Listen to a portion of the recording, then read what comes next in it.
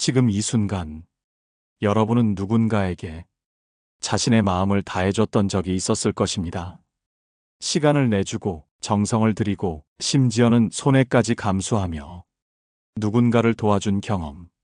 하지만 그 사람은 고마워 한마디 없이 당연하다는 듯 등을 돌리고 오히려 더 많은 것을 요구하지는 않았나요? 그 순간 여러분의 마음은 무너졌을지도 모릅니다.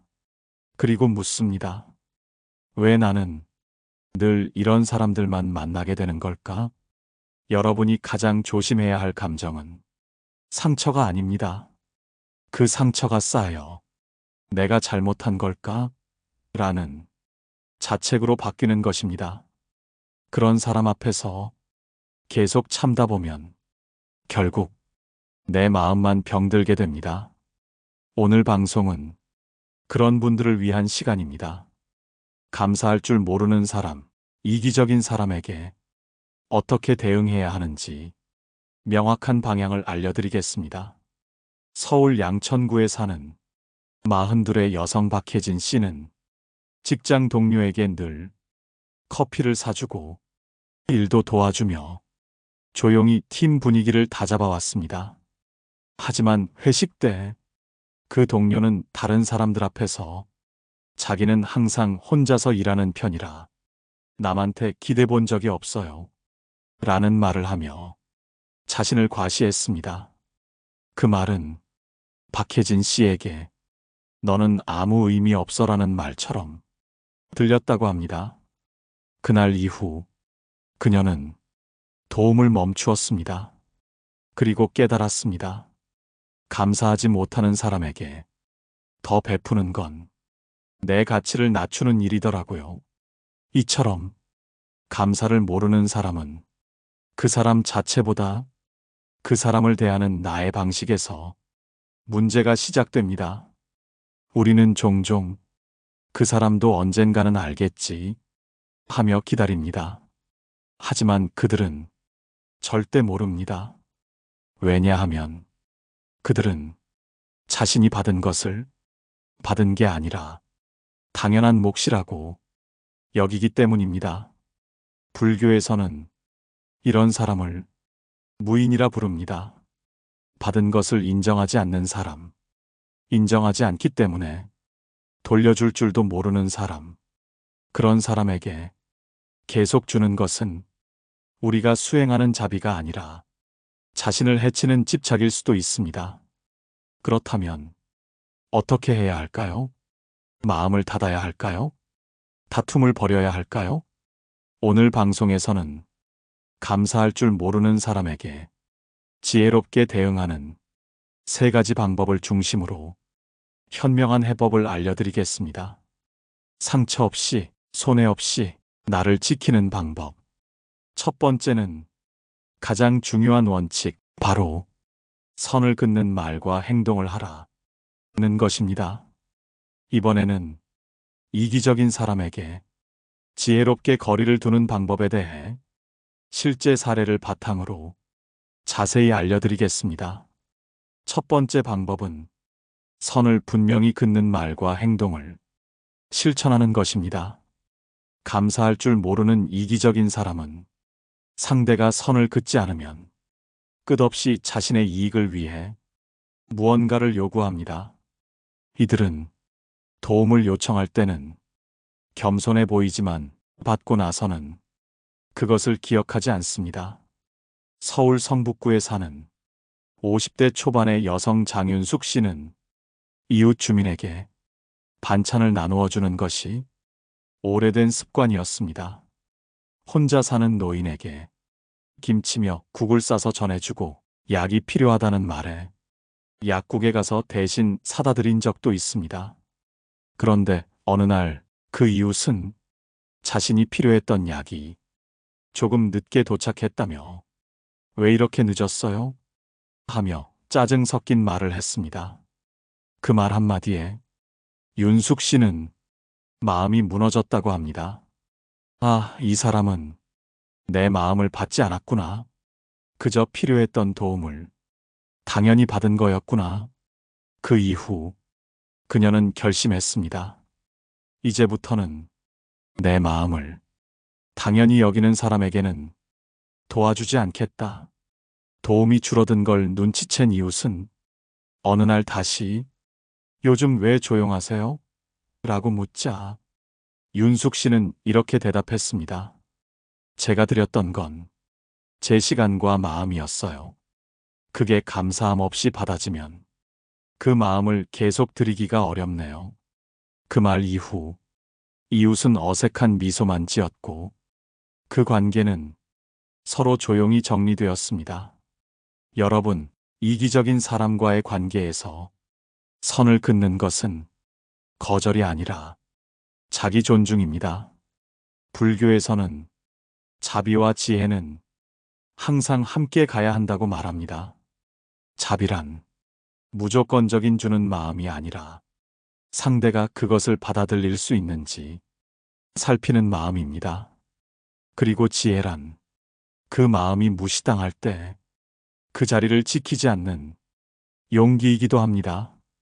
혹시 여러분은 누군가의 당연한 부탁에 자꾸 끌려가고 있진 않으신가요? 이번만 도와줘. 너밖에 없잖아.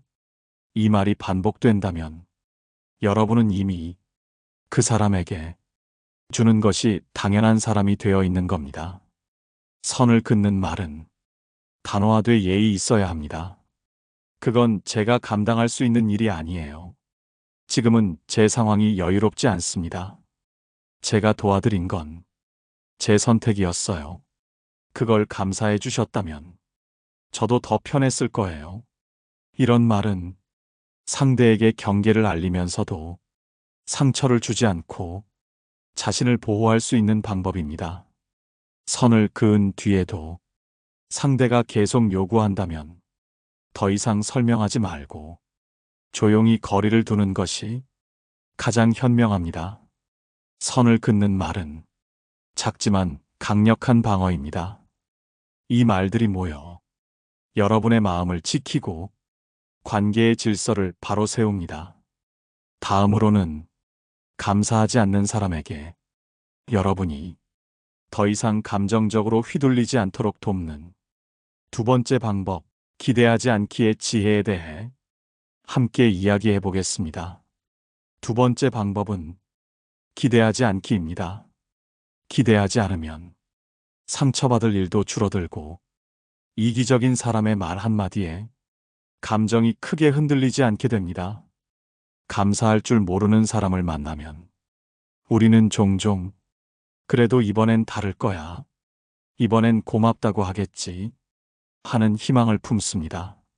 하지만 그 기대는 곧 실망으로 돌아오고 실망은 피로와 분노로 바뀝니다. 서울 은평구에 사는 49살의 남성 윤태호 씨는 회사 후배를 자신의 동생처럼 챙겨왔습니다. 퇴근길에는 태워주고 자신이 쓰던 노트북도 물려주며 심지어 회식 자리에서는 그 후배 몫까지 대신 계산하곤 했습니다. 어느 날 그 후배가 직장 내에서 작은 성과를 내며 표창을 받게 되었고 인터뷰를 하게 되었습니다. 윤태호 씨는 그 후배가 자신에게 한마디 고마움을 전해주길 바랐습니다. 기대하지 않으려 해도 마음 깊은 곳에선 조금은 이야기해주겠지 생각했기 때문입니다. 하지만 인터뷰에서 후배는 스스로 노력해서 여기까지 왔다 고 말했고 그 말은 윤태호 씨의 마음을 한순간에 얼어붙게 만들었습니다. 그날 혼자 차 안에서 허탈하게 웃었습니다. 내가 이 사람에게 바란 게 도대체 뭐였을까? 그 한마디가 그렇게 어렵나? 그 후 윤태호 씨는 더 이상 후배에게 어떤 것도 기대하지 않기로 마음먹었습니다. 그는 말합니다. 고마움을 느끼지 못하는 사람에게 고마움을 바라면 결국 내가 부서져요. 이제는 내가 주고 싶을 때만 줍니다. 불교에서는 기대와 집착을 고통의 시작이라 말합니다. 모든 고통은 내가 바라는 대로 되지 않을 때 생겨나는 마음의 파동이라는 것입니다. 기대는 기쁨이 아니라 조건부의 실망을 준비시키는 마음입니다. 여러분, 혹시 지금도 그 사람이 이번엔 좀 다르겠지, 시간이 지나면 알겠지, 라는 기대 속에 여러분의 마음을 내어주고 있진 않나요? 기대하지 않기 위해선 첫째, 내가 왜 이 사람에게 그토록 인정받고 싶은지를 스스로에게 물어야 합니다. 둘째, 나의 친절은 이 사람이 알아주기 위한 것이 아니라 내 품격을 지키기 위한 것이어야 합니다. 셋째, 주는 사람보다 받는 사람의 수준이 더 중요하다는 걸 명심해야 합니다. 감사할 줄 모르는 사람에게 기대하지 않는 순간 여러분은 감정을 스스로 다스릴 수 있게 됩니다. 그때부터 그 사람의 행동이 여러분의 하루를 흔들지 않게 됩니다. 고마워하지 않아도 괜찮아. 나는 내가 준 것을 후회하지 않아. 이렇게 말할 수 있는 마음이 곧 단단한 마음입니다. 다음으로는 감사하지 않는 사람과의 관계를 지혜롭게 정리하는 세 번째 방법, 선을 끊는 결단에 대해 함께 나눠보겠습니다. 세 번째 방법은 선을 끊는 결단을 갖는 것입니다. 여러분, 관계라는 건 애써 붙잡는다고 더 나아지는 것이 아닙니다. 때로는 끊는 것이, 살리는 것이고 정리하는 것이 나를 다시 숨 쉬게 합니다. 감사하지 않는 사람은 내가 얼마나 주었는지 결코 모릅니다. 그리고 더 나아가 너는 원래 그런 사람이잖아 하며 그것조차도 기준으로 삼습니다. 서울 강서구에 사는 52살의 여성 김경숙 씨는 삼촌 한 분과의 관계를 오랜 시간 인내하며 이어왔습니다. 어릴 때 자신을 돌봐주던 삼촌에게 고마움이 컸던 그녀는 성인이 된 후 생활이 어려워진 삼촌을 몇 년간 도와왔습니다. 매달 용돈을 보내고 명절마다 선물을 챙기고 병원 진료도 함께 가주었습니다. 하지만 어느 날 자신의 아버지가 돌아가셨을 때 삼촌은 조문조차 오지 않았습니다. 장례가 끝난 뒤 김경숙 씨는 삼촌에게 연락했습니다. 그때 돌아온 대답은 이랬습니다. 바빠서 못 갔다. 너도 이해하겠지. 그 말 한마디에 경숙 씨는 깨달았습니다. 아, 이 사람은 내게 고마움을 느끼는 게 아니라 내 존재 자체를 편리함으로 여기는구나. 그녀는 그날 이후 삼촌에게 더 이상 연락하지 않았고 도움도 중단했습니다. 몇 개월 뒤 삼촌이 다시 연락을 해와 요즘 왜 연락이 없냐? 물었을 때 그녀는 조용히 이렇게 답했습니다. 제가 드렸던 마음은 고마움을 바란 건 아니지만 최소한 사람 사이의 예의는 지켜주실 줄 알았어요. 이제 제 마음을 지키고 싶습니다. 그리고 전화를 끊었습니다. 그 순간 경숙 씨는 울었지만 이후 처음으로 마음이 편안해졌다고 합니다. 이처럼 선의가 당연함이 되고 정성이 무시됨이 지속될 때 여러분은 결단해야 합니다. 불교에서는 지혜로운 단절도 수행의 일부라 말합니다. 상대가 악한 의도를 갖지 않았더라도 계속해서 내 마음을 무디게 만들고 존중을 주지 않는다면 그 관계는 더 이상 이어갈 필요가 없습니다. 단절은 죄가 아닙니다. 그건 여러분이 자신을 지키기 위해 선택하는 용기의 다른 이름입니다. 혹시 지금 관계를 끊지 못해 끊임없이 피로감을 느끼는 사람이 있나요? 나만 참으면 돼. 내가 이해하면 돼. 라는 생각이 계속 쌓이면 여러분은 자신을 잃게 됩니다. 선을 끊는다는 건 원망이 아니라 경계입니다. 더 이상 여기는 들어오면 안 되는 영역이야. 라고 말하는 것. 그건 나를 지키는 가장 단단한 방식입니다. 말없이 단절하는 것이 아니라 한 번은 말로 분명히 정리해야 합니다. 이 관계가 이제는 저를 해치고 있습니다. 그래서 이제는 거리를 두겠습니다. 이 한마디는 여러분이 자신에게 주는 해방이고 새로운 사람을 만날 수 있는 공간을 만드는 것입니다. 다음으로는 지금까지 나눈 3가지 지혜를 정리하고 감사하지 않는 사람을 대하는 진짜 핵심 태도에 대해 깊은 시선으로 마무리해 보겠습니다. 지금까지 우리는 감사할 줄 모르는 이기적인 사람을 대하는 3가지 방법을 이야기해 왔습니다. 첫 번째는 선을 긋는 말과 행동을 통해 관계의 경계를 분명히 하는 것이었고, 두 번째는 기대하지 않음으로써 내 감정을 스스로 다스리는 것이었으며, 세 번째는 필요한 경우 관계를 정리하고 나를 지키는 결단이었습니다.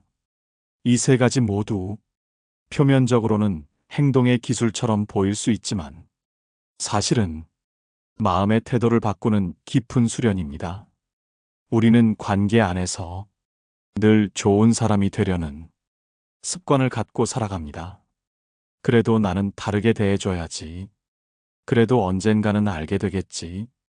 이런 마음은 처음에는 착한 태도로 보이지만 지속되면 상대를 망각하게 만들고 자신을 소모시킵니다. 여러분, 감사하지 않는 사람을 만나 계속해서 내가 무너지고 있다면 그건 상대의 문제가 아닙니다.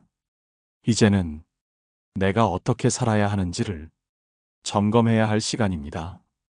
부산 사상구에 사는 60대 여성 최영순 씨는 친정 식구들에게 오랜 세월 동안 명절마다 음식 장만을 도맡아 왔습니다. 형제자매 중 자신이 큰언니라는 이유만으로 마트에서 장을 보고 새벽부터 전을 부치며 어머니 제사를 준비했습니다.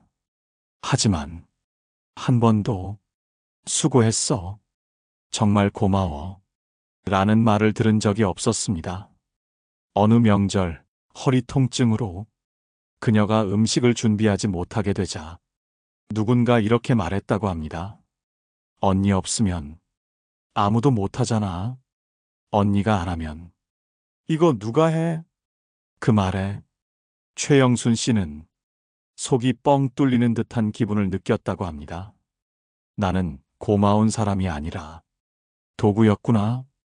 그날 이후 그녀는 음식 준비를 멈추고 올해부터는 다들 돌아가며 준비하자 고 선언했습니다.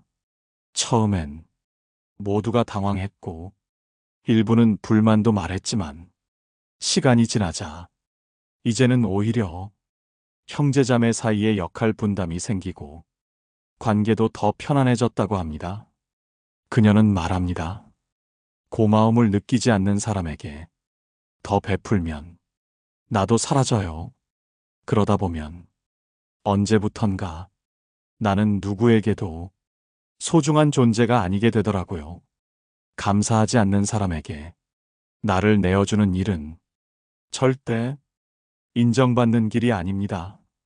그건 자신을 잃는 길입니다.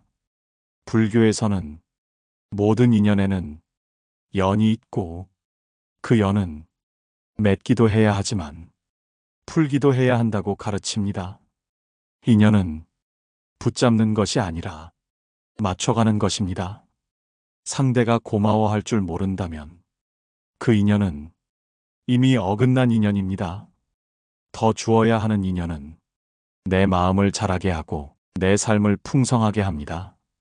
그렇지 않은 인연은 감정의 잡초처럼 내 마음을 피로하게 만들고 언젠가 내 삶을 텅 비게 합니다. 지금 여러분 곁에 있는 사람들 한 번쯤 돌아보세요. 고마움을 느낄 줄 아는 사람과 내 삶을 나누고 있나요? 아니면 당연함과 요구만을 반복하는 사람에게 여전히 마음을 내어주고 있지는 않나요? 다음으로는 이제까지의 내용을 차분히 정리하며 여러분이 마음속에 새겨야 할 단 하나의 태도에 대해 조용히 마무리해 보겠습니다. 지금까지 우리는 감사할 줄 모르는 이기적인 사람을 대하는 세 가지 방법, 그리고 그것을 실천하는 구체적인 사례들을 살펴보았습니다. 선을 긋고 기대하지 않으며 관계를 정리하는 결단. 이 모든 것은 결국 여러분 자신의 마음을 지켜내기 위한 과정이었습니다. 이제 마지막으로 여러분에게 꼭 드리고 싶은 한 가지 메시지가 있습니다. 감사하지 않는 사람 앞에서는 무엇보다 내 마음을 무겁게 여기라는 것입니다. 내 마음은 가볍지 않습니다. 그저 웃으며 건넨 인사 하나, 잠깐 짬을 내어 도와준 작은 호의, 눈에 띄지 않게 챙겨준 정성.